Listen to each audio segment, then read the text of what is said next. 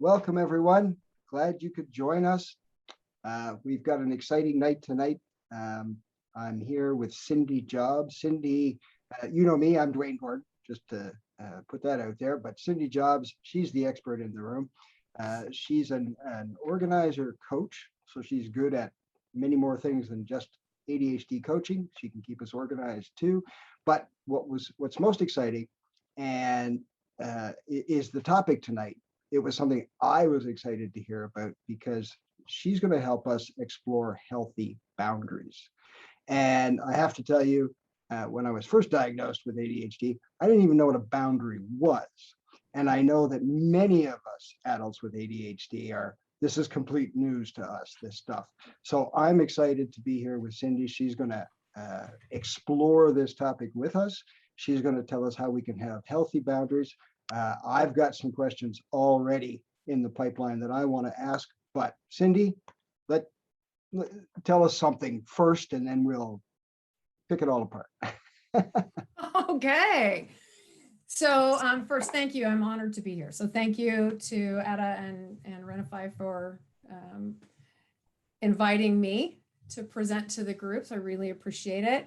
I am primarily an ADHD coach. I spent a fair number of years as a professional organizer and worked a lot with people who are challenged with ADHD. So that's kind of my background, is how I kind of got into the ADHD community. And I found that I could do a lot of good helping people get organized and realizing kind of what was inside them that might need some additional exploration in order to make their lives a bit healthier and under control. So I spend the majority of my time now coaching, which is I'm super excited about.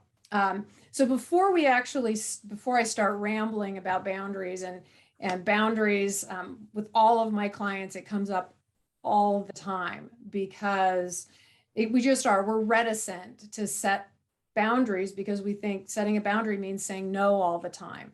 And that's really far from the truth. Yes, Dwayne. I have a question. I'm just dying here because you said, I talk with my clients all the time about boundaries. I'll bet you do. However, how many of them come to you and ask, I'm struggling with boundaries? None. There you go. That's what I thought. None. Because they don't even realize it yet. And they're overwhelmed, they're overextended, they're cranky with their spouse, they're cranky with their kids, but they don't know why. And a lot of times when we kind of peel back the onion a little bit, we realize there's some violation in there. There's some boundary violation that has happened. I'm overextended because I can't say no at work. I'm overextended because I can't say no to the PTA committee. People keep dropping by my house unannounced, and I can't set up boundaries around that. So they're frustrated with what they sometimes believe is a time management problem, when in actuality, it's the underlying piece is that it's a boundary problem.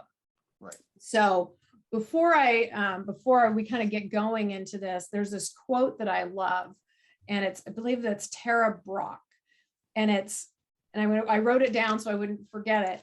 The boundary to what we can accept is the boundary to our freedom.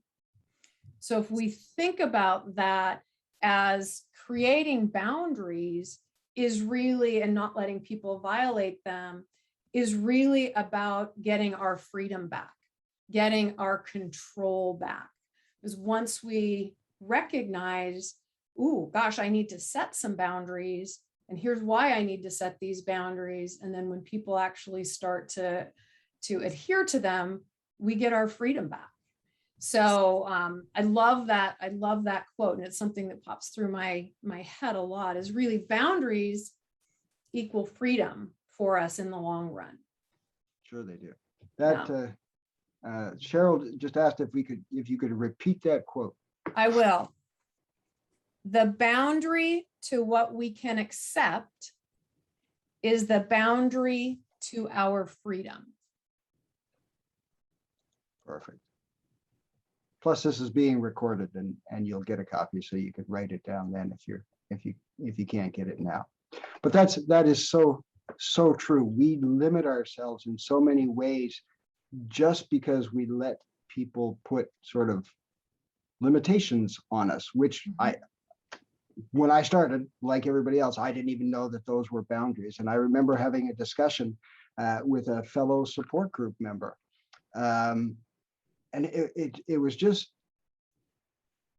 it was so obvious to everybody else, but he was completely oblivious. He had a job interview for a job he really wanted coming up on Friday, but the only time they would take him was during his workday. And he said, I won't be able to go because I have to ask time off work. And if I ask time off work, my boss is going to ask me why. And I'm going to tell him I'm applying for another job and I'll get fired. And of course, everybody just looked at him and was like, so why are you going to tell him? Well, because he asked. And if my boss asks me something, I have to tell him. That's a boundary, right? That's a boundary issue. Right. And we're usually very open people and we want to please. And so when someone says, hey, you can have the time off. What's going on? We don't want to lie, right?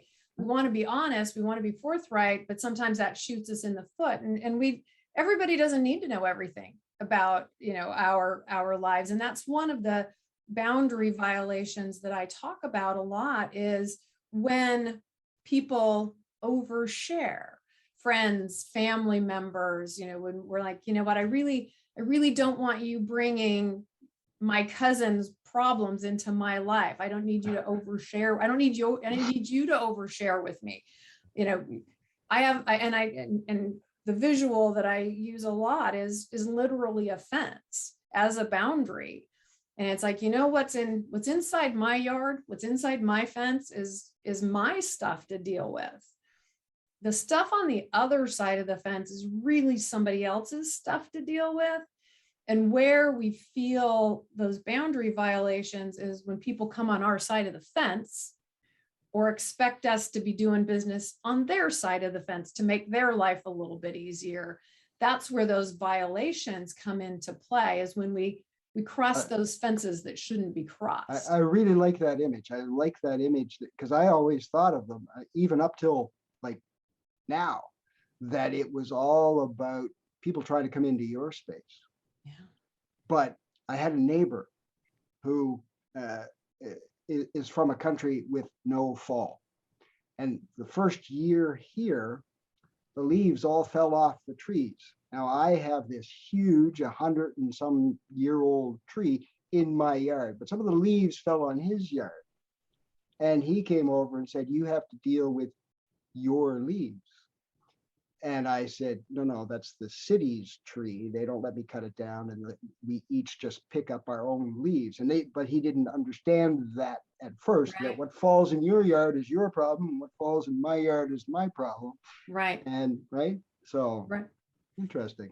And that comes up a lot with, you have a financial problem in your yard, but people expect us to come in and solve that financial problem. Right. Or whatever it might be. You have a disagreement with my sister. That's in your yard. That's not in my yard.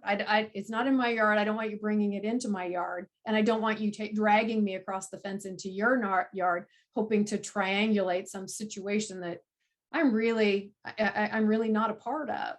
And so I think that's, and what I always tell people or ask them really is, how do we know that our boundaries are getting violated? And usually it's a gut feeling. There's something that's telling you physically that, this is not right. Yeah. I'm feeling you may not something. Know what it is, but yeah. But we don't know what it is. And a lot of times it comes back to our basic values. It's our basic values and needs. What is it that we need for ourselves? And what is it that we need others to provide to us that will help make us feel safe? And when we start to get that feeling that something's just not right here, it's usually a violation of one of those things or possibly both. And so being able to kind of say, gosh, you know what? this goes against my value of, nobody drinking in my house, or it goes against my value of, being kind or not talking around behind people's backs or whatever it might be. When people try to start dragging us into their yard, it's usually something tied to that. I'm just telling people that they should put their questions in the Q&A, not in the chat, because we'll miss them. They'll just zip by over there. Got it. One question that showed up, what are the different types or kinds of boundaries? Like we said, it's like a fence, but are there some that are like picket fences and some that are 6-foot chain link fences and some?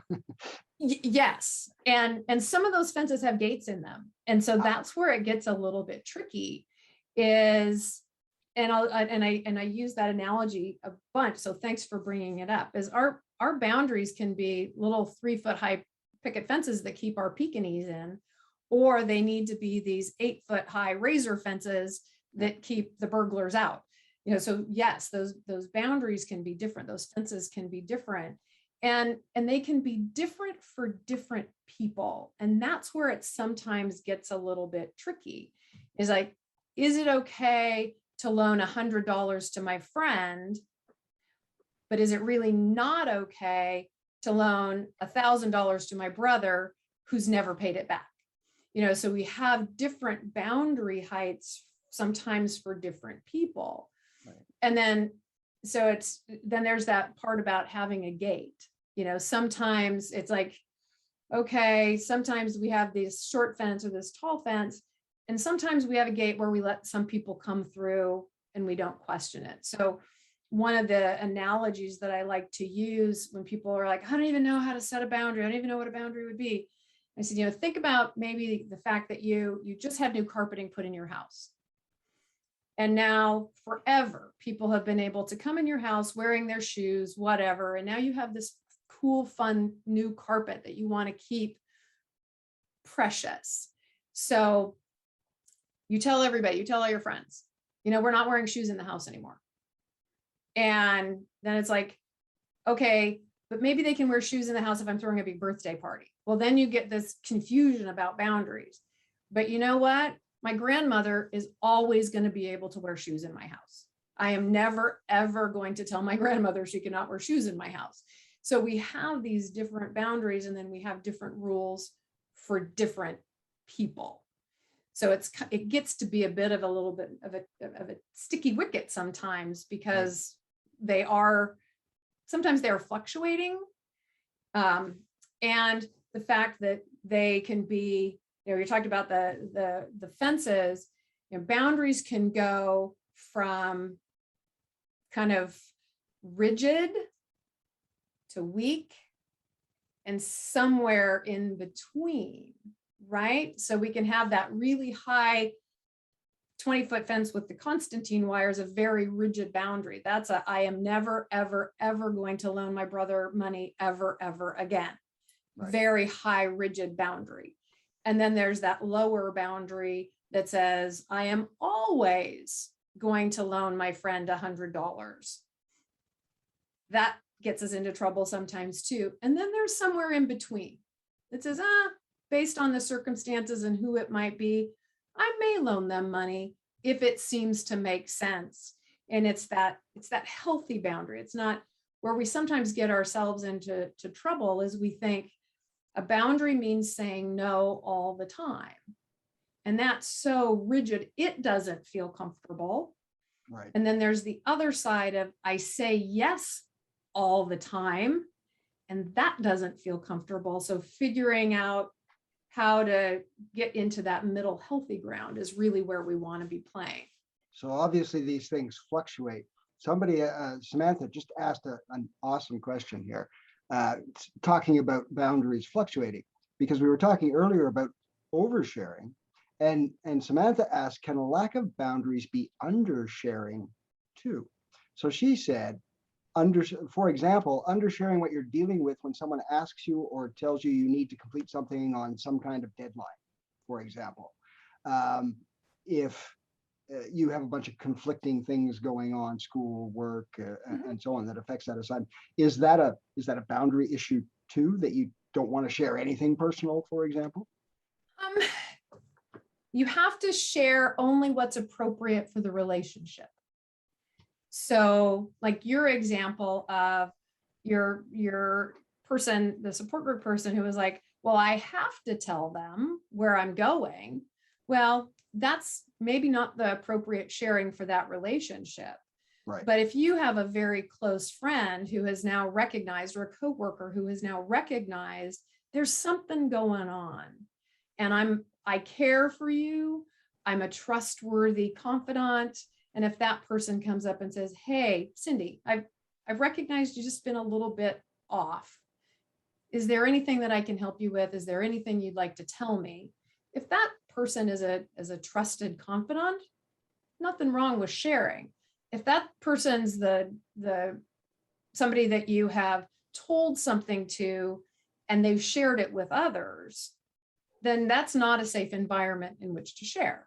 Right. So that's maybe that higher boundary fence versus the lower boundary fence. If it's a friend or a colleague that knows and loves and trusts you and you trust, it's a lower boundary. Along those lines, how does asking for help fit in there? Sometimes we get into situations where we could really use some help, and yet we will never ask anybody for help. Yeah, one of my favorite books talks about this, boundaries books talks about just this thing. It always seems to be the person who can't say no or chooses not to say no when someone asks them for help. So Cindy, hey, I know you're walking out the door, but can you just take a quick peek at my PowerPoint presentation to make sure it looks okay? And I know that quick peek really is going to require 4 hours of my time. But I do it anyway. I say yes to it anyway, which means that, I'm not home with my family for dinner or whatever it might be, but I'm that same person who needs 15 minutes of help, refuses to ask. So because it's like, I don't want anybody else to know that I'm vulnerable. So I can be super Cindy and do the 4 hours worth of work at the expense of all of this other stuff because I don't have a boundary around saying no. But I don't want anybody to know that super Cindy needs 15 minutes of help. Right. Because that just makes me too vulnerable. Right. So that's a boundary issue too, that you don't trust the other person enough to share when you need help. Right. So we seem to be people pleasers. And you mentioned that before. Is that an ADHD thing or is it just a people thing? I've seen it largely as a people thing. Where ADHD comes into play, the most frequently that I've seen it where it comes into play is, okay, I've been late for work 15 times in the last month. So if you ask me to do something that I truly don't have time to do, I'm going to go ahead and say yes, because somehow I think that if I say yes to this project, it's going to erase the 15 times that I was late for work. So a lot of times what I hear is we're trying to make up for something, compensating for by keeping our boundaries. Yeah, by keeping our boundaries low. And so people with ADHD have a tendency to have some of those more potentially of those minor infractions that they're trying to make up for by not keeping healthy boundaries. Okay. Somebody asked, by the way, that you mentioned a book when I was talking about asking for help. Yeah. What's the name of that book? If you there are two, my favorite is, well, I shouldn't say it's my favorite. They kind of have different takes on them. Set Boundaries, Find Peace. And then there's another book that's just called Boundaries. I was looking to see if I have a copy of it here in my office. I do not. It's called Boundaries, and if anybody's looking for it, it has a pencil on the cover. The Boundaries book has a little bit more of a Christian bent to it.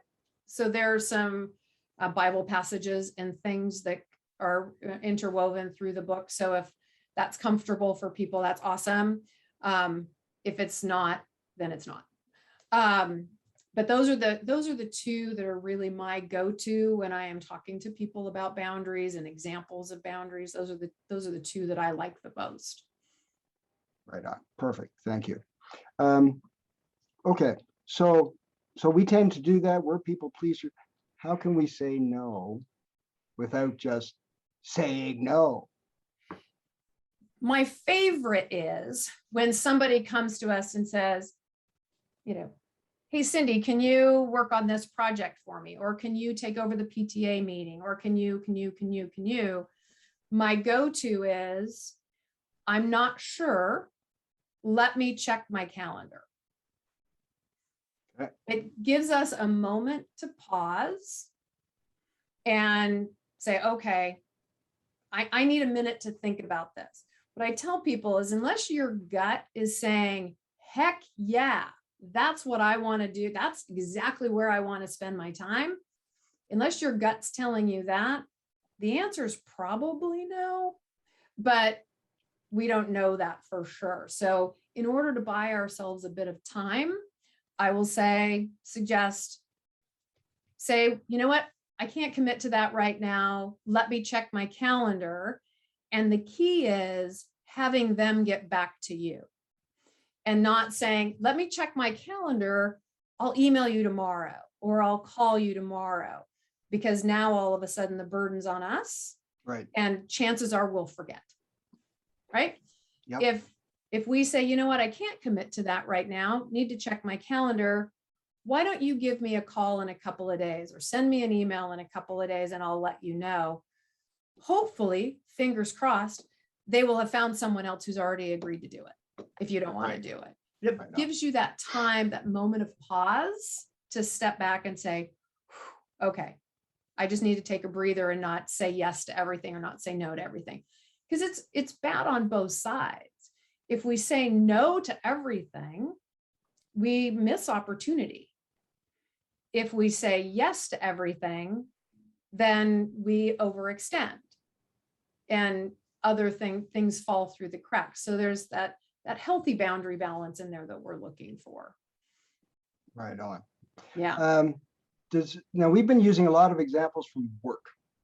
Yeah. Okay. So, but it's challenging at home too.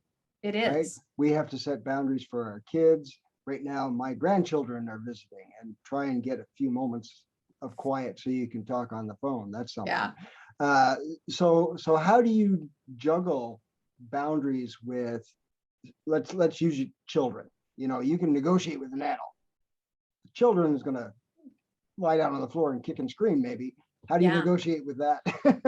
So what I love about you bringing that up is we learn boundaries at a really, really, really early age.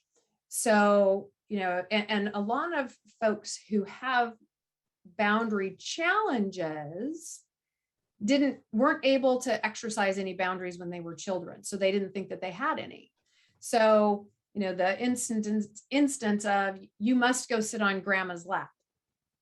And the kid's going, I really don't want to. No, you have to. You're going to hurt grandma's feelings if you don't go sit on grandma's lap. That's a boundary violation for that child potentially. And now that's a memory of, oh, I guess I don't get to exert any boundaries around my personal space. Boundaries around how many toys can you have out? Yes, you can have 10 toys out. You can't have 50. You can have 10. That's a boundary. You can't always want corn dogs for dinner. You have a choice between corn dogs and chicken McNuggets. You can't have both, which means tomorrow you have to eat chicken or salmon. So giving kids choice is a really good way of letting them build that boundary skill, because they realize that they have power, is kind of a weird word, but they have the opportunity to exert their preference. And exerting preferences helps people build that boundary muscle.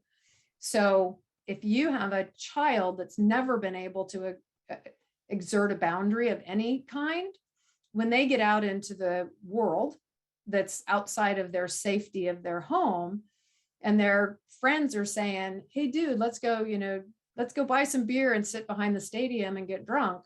If they've never learned that they can say no to that, then that peer pressure is going to create this boundaryless environment for them. But if they've learned how to use healthy boundaries, to learn how to make choices, to learn how to feel about that their values, it's easier to say, you know what, that is not a value that I uphold or my parents uphold, so I'm tapping out and I'm going home. But learning to be able to do that and have those conversations start happening when we're like 2 years old, because that's when we can start to reason. So, yeah. So, okay. Now let's pretend that we didn't learn those boundaries necessarily, or I don't know, maybe we forgot them over time, right? And now we're in a situation where we have people who habitually violate our boundaries. Mhm. You know, they ask us to stay late, or they, you know, ask us and we overshare or whatever. How can we change that now? Like, is there, if I come in tomorrow and say, okay, that's it, it's going to change, this could be very uncomfortable. It could be a blow up. It could be all kinds of things. How do we back that up? So this is a great example. One of my clients, she was always her one of her top needs was her family.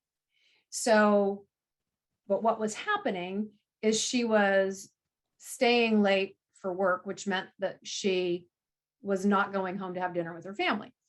So she was so frustrated because she wasn't able to bond with her family. And I'm like, you know, what's going on? So what we found out is that she was such a good worker. She was a people pleaser. She was frequently late for work.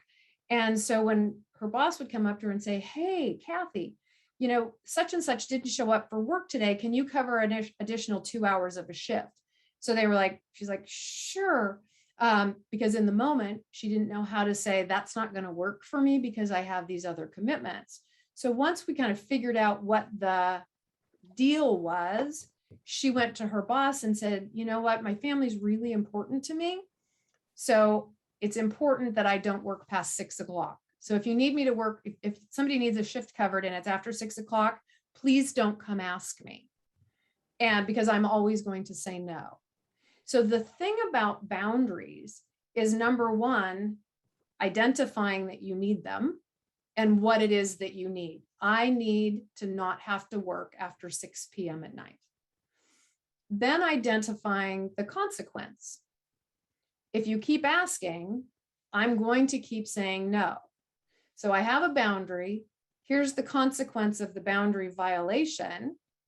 And number three, please repeat back to me what you heard me say. And that's really a key part, is you can say, hey, you know what? I can't work after 6 o'clock. That probably, if I was a store manager, I'd be like, that's in one ear and out the other, because I'm going to need help. So I'm going to keep coming back to you. But when we stop and we ask people to say, tell me what you heard. Tell me what you heard about this boundary that I just set. We can make sure that we're on the same page. And then the hard part is, okay, now that there's been a boundary violation, I need to continue with the consequence. I need to fulfill my end of the bargain that says, I asked you not to do this. I told you here was the consequence, and you've done a boundary violation. So just so you know, I'm doing what I told you I was going to do. I'm walking out. That's kind of the pattern of identifying we need a boundary, identifying the consequence of it, communicating it clearly, and then following through on the consequence that we set up. Because if we don't follow through on the consequence, a boundary is kind of just a suggestion. Right. Right. Yeah, if we say yes next time, then sure, throw all that work out the window. Out the window. Out the window. So it's really, and we don't have to tell people why we're changing our boundaries. We don't have to. It's just like that oversharing. We don't have to tell them why. What we can say is, you know what? I've realized this working late thing isn't working for me. And so from now on, I'm not going to work past 6, and repeat it back. We don't have to tell them all of the dirty details, right? So that was smooth the way you just did that. But that's not smooth for most of us. We don't have the words to say, that's not working for me anymore. without oversharing. Do you have any suggestions or tools that we could use to tone down the oversharing, to judge how much we're sharing given the audience? Are there rules of thumb? Is there a book on that? Well, there's practice, because anything that we want to say, we will say better if we've practiced it, right? So if that's a conversation that we want to have with our boss, practicing that conversation with someone and even having them play back objections. So it's like, okay, if they say, well, that's not going to work for me, if it's being able to kind of do that role playing. So when that situation comes up, we're more prepared. We've already thought through the process. And really realizing is a lot of my clients are very verbal processors. So they want to talk it all through. And it really hinders us in the long run, because the message becomes so much more muddied the more words we use, right? The fewer words we use, generally, the clearer the message. That makes sense? Yeah, absolutely. So now, do these, like, I'd love a collection of scripts. That would be awesome. Yeah. Are there different scripts or different approaches that we should take where there's a different power level?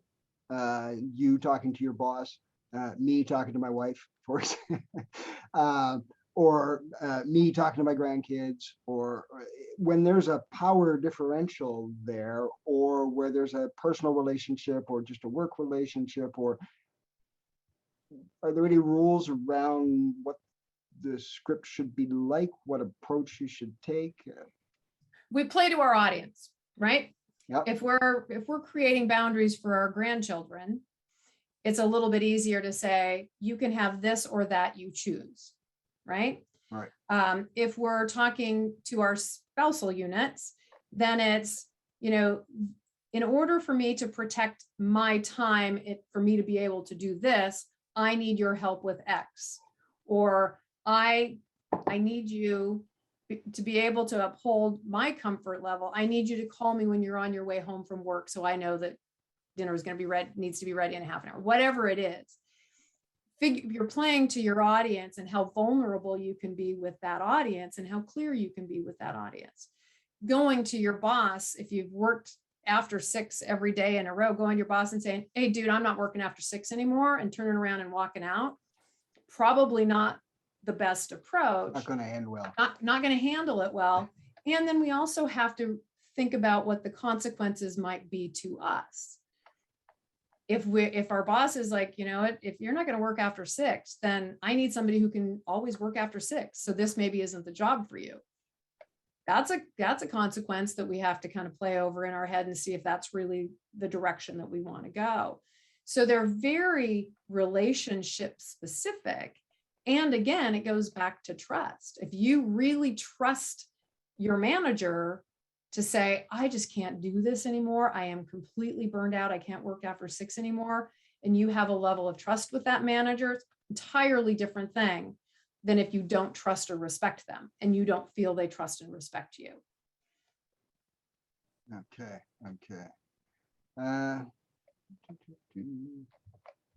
Wow, we've got a million questions here, so I'm just going to start. Rock on. Okay, ready? I like this one. What if we forget to think about the request? I'll have to think about it, and then we wander off and we forget to think about it, and they come back. It's going to happen. It is going to happen. Being honest and saying, you know what, I completely forgot to check my calendar. I'm going to make myself a note right now. I'm going to leave myself a calendar alert. I'm going to do something right now that's going to remind me to circle back to that. I apologize. I told you I was going to be ready for that. I'm not. Circle back to me tomorrow. Perfect. Yeah, that works. I like that. At no time do you give up thinking about it, right? You give yourself time to think about it either way. That's perfect. Yeah. Somebody asked, can you speak about the relationship between lack of boundaries and addictions? Is there one? Well, that's a personal boundary. So is your boundary, I'm not going to drink more than 15 beers a night. Okay, that might be an addiction thing. Or is it, I'm not going to have these conversations with my mother because that leads to 5 glasses of wine. So I think I don't know that there's a direct correlation between boundaries and addiction, but I think sometimes lack of boundaries possibly moves us into the self-medication phase, which is where those addictions can come in. Right on. Okay. Yeah, that makes sense. That makes sense. Here's a good one. Being how we're at Renify and everything, I struggle with setting boundaries or negotiations, especially regarding finances. Budgeting just ends up making me frustrated. What type of financial boundaries can we set and communicate? Depends on your goal. So, for example, a lot of partners will set a financial boundary that says neither one of us can spend more than $100 without consulting the other. Some of the early in my coaching, I worked with a couple and they had, credit cards everywhere. So their boundary was, we're cutting up all of our credit cards. We're turning everything into cash when we get paid. And we're setting up all of these envelopes by, budget type, recreation, house payment, food, whatever it is. So their boundary was absolutely no credit. Other people can do things differently. Their boundary is, I'm never going to spend more than I can pay off at the end of the month. When I had one client that was a bit of a shopaholic, her kind of fail safe was she put a note on her credit card that said, is this a want or a need? Is this going to get me closer to my overall goal? So it gave her that moment of pause to be able to say, okay, yes, this is a really cool new sweater, but the only way I can pay for it is with this credit card. And this credit card is reminding me that maybe this is a want and not a need, and it's not getting me closer to my goal. And the cash thing is really important, or at least what I've experienced with clients is because it's way harder to spend $100 on a sweater when it's cold, hard cash. Absolutely. Than it is when it's a little piece of plastic. It just doesn't even seem real until you get the bill at the end of the month and you're like, dang, how did that happen? So again, it's what's your goal around the financial decisions? What boundaries are you able to set? Are you able to say, can you financially say, we're not going to spend more than $300 a month on entertainment? Well, maybe you don't even have $300 a month to spend on entertainment. So how do you determine, here's my goal, here's what I have to work with, how am I going to allocate that?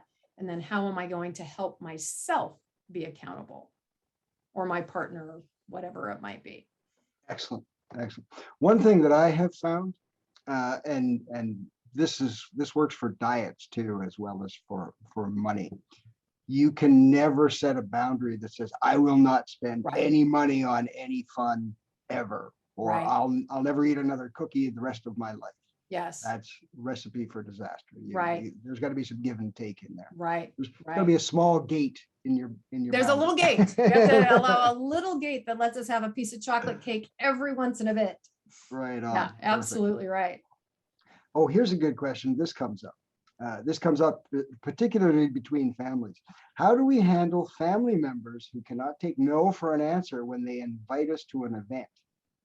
They say, change your plans. We've already got plans. We're busy, whatever. Change them. Yeah. How do you know what? I've already made plans and I'm not going to come to the event. Super hard to say. But every time you give into that, you're again just making you're opening the door to doing whatever the person on the other side of that boundary fence wants you to do. Yeah, you have to stop giving in, or you're going to have to give in forever. Forever. There's no stopping, right? It's like, okay, well, if she gave up her plans to come to Sunday dinner, then she'll probably give up her plans to babysit my kids on Saturday or help me move for the 14th time. So every time we say, I'm sorry, I can't help you with this, or I'm sorry, I can't come to that, and they keep pushing and they keep pushing, they're pushing their agenda, not yours. And that's an interesting thing to keep in mind, that when we tell people what our boundaries are, and we have them play back those boundaries to us, and they continue to push, that gives us a little bit of a keyhole view into how they value our relationship. Because in that case, it's more about them and their needs than what we need to make ourselves feel safe and whole and valued. Interesting. Excellent. Yes, Rick? Yeah, I think we can take a lesson from the casinos on this. And they do a thing called random reinforcement with their slot machines. If you know the slot machine pays off 1 time out of 5, and that's less than break even, you're going to quit pretty soon. But they randomly reinforce us. And I think if we don't consistently enforce our boundaries, Right. people say, oh, well, it worked 1 time. It was 3 weeks ago, but every once in a while I can push through and get it. So I think it's on us, and it's tough with ADHD, but it's on us to be consistent and say, nope, that's a boundary. I could make an exception right now, but you know what, if I do, I've suddenly trained them and I got a problem. So Yeah, interesting. Yeah. I agree. Excellent point. And there's a question related to that, because this comes back. So they're referring to, remember you said, so how do you tell your boss or your coworker to repeat it back to you? Make sure that we've got this communicate.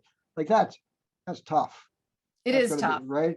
So how can you, even if you have a script, you're probably, can you find somebody as tough as your boss to practice on?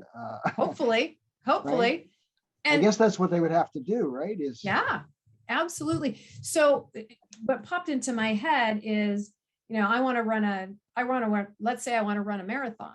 So I hire myself a running coach. And if I hire a running coach that says, okay, Cindy, you need to do this, this, this, and this every day. And I call and they check in and I'm like, yeah, I didn't do that. And they said, oh, okay, whatevs. That's not helping me get to my goal, right?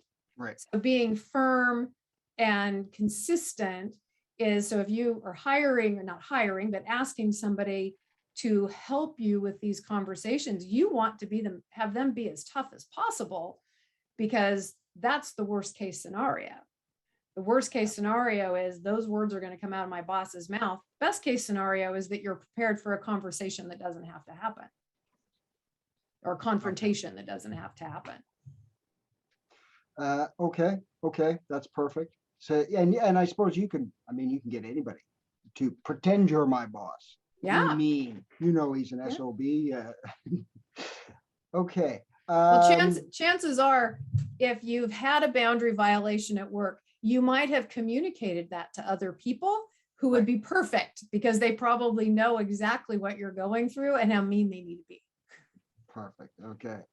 Oh, here's a good question. During adolescence and young adulthood, anger and resistance to criticism or advice, is that a boundary issue? I'm not an adolescent coach, but I can remember back to when I was an adolescent and thought that I knew everything, until I realized as an adult I knew nothing. It's like move out of the house now while you think you know everything. Yeah. And you've got it decked. So I don't know. I think part of that is part of growing up and pushing boundaries. The key is, how do we create a human that can create boundaries for themselves that are safe? How do we provide the support and the structure that gives them the confidence? How do we give them options? It's like, I'm going to go to the kegger on Friday night. No, you are not. That's not safe. Why are we instilling this boundary? You're the worst mother in the world. Yes, I probably am. And so, but all of those boundaries, that's their job. I mean, kind of our jobs are to get what we want, right? Yep. What right or wrong, it's we want to get what we want, but we need to do it in a respectful way. So, they're learning. The 2-year-old that throws a tantrum because they can't have 50 toys on the ground is trying to see if that's going to work. Because if that works, awesome. When I'm 13 it's going to work differently. But you've trained me that that's what works. So when I throw a tantrum, I get what I want anyway. So again, starting younger gives us the ability to kind of be a bit more educational on the right way to uphold boundaries or ask for boundaries. Okay, perfect. Thank you. We're running out of time. As a matter of fact, we've run out of time, Rick. I imagine you've got people lined up back to back for this room. Well, actually, the one thing I would like to hear from Cindy before we check out. Cindy, you've got a class coming up on this, and it does require Renify membership, of course, but maybe you can tell us a little bit about that. I can. As a matter of fact, I am super excited. I think this will be my third series of classes that I've done with Renify, so I really appreciate the support. And I'm going to grab my syllabus so I can kind of tell people what we're going to cover. So in this 8 weeks, we're going to talk about how we learn boundaries, why they're important, how we learn them as kids. Then we'll go through and we'll talk about, what kind of boundary violations do we see in our families, in our workplaces, with our spouses, family, friends, romantic relationship, work boundaries, social media and technology. Oh my gosh. I could talk for hours about just boundaries around social media and technology and, no phones at the dinner table and all of that kind of stuff. And then the last week, we'll kind of do all right, now what? So let's say we have to set a boundary with our parents. How do we do that? What's the language that we can use? So kind of maybe a little bit of a workshop or a sit down and say, after I've gone through these weeks, here's where I'm seeing I'm vulnerable. And how do I create less vulnerability and take more control back? So I'm super excited about it. Whenever I talk to prospective clients, I'm like, just so you know, you will hear about boundaries from me pretty much every appointment that we have, because I think they are so critical to helping us keep control of our lives. I think they're the best. They absolutely are. They absolutely are. They made learning how to deal with those and scripting answers and being able to say no to people has made a huge, huge difference in my life. Yeah. Yes, absolutely. Even though I didn't know what they were. Yeah. And I mean, I was starting from way far back. It was huge learning about boundaries. Yeah. So important. And Dwayne, you do so much for us over here at Renify. I really appreciate it. And take a couple minutes and just tell us about ADA. You're the president of ADA, and I think it's an incredibly good nonprofit organization for people. What do you have, like 32 support groups and a whole bunch of things? We have support groups for everybody and probably their dog. We have oodles of support groups. We've got webinars all the time. We have a million different things that you should all try out. As a matter of fact, I'll tell you what, if you go to add.org/gift, you can get a 2-month free membership and you can try out those support groups. You can attend those webinars. You can explore the community, get to know all kinds of people. It'll be absolutely fantastic. And even once you start paying, it's $5 a month. It's totally worth it. It is an amazing community. I hope to see you there. add.org/gift, GIFT. Nice. Excellent organization. All right. Well, thank you guys. We are out of time. I see there's still a few questions there, but it's an ADHD thing, right? We have to set a boundary at some point and say, there you go. Go on time. Yeah. Take the class. Yeah. Cindy will answer all your questions. I will make every effort to answer every single one of the questions when I see you in the class. What I actually was gonna say, I saw in the chat that there's a lot of people that didn't get some answers to their questions, but don't worry, because we actually are gonna have a course in September. So if you want to enjoy of this course, you can subscribe to www.renify.com. And also you can follow us on Instagram that it's Renify Inc. altogether. So you can know more about all these courses. Perfect. Perfect. All right. And I missed it. Cindy, you probably said it. When is your class? When does it start with us? Starts, I believe, September 12th. So it's coming right up. 30. And runs for 8 weeks. And what I love about this timing, and I really appreciate Renify agreeing to the timing, is it gets us all into our boundary jams before we get into the holiday season. So we can start learning how to set boundaries and enforce boundaries before that all that chaos comes into our lives in November and December. And before we max out our credit cards and regret it. Yeah, There you go. absolutely. Absolutely. All right. Really appreciate you. you guys being here. Thanks for everybody that showing up. Good night, everyone. Good night. Thank you so much for coming. Much. Bye now.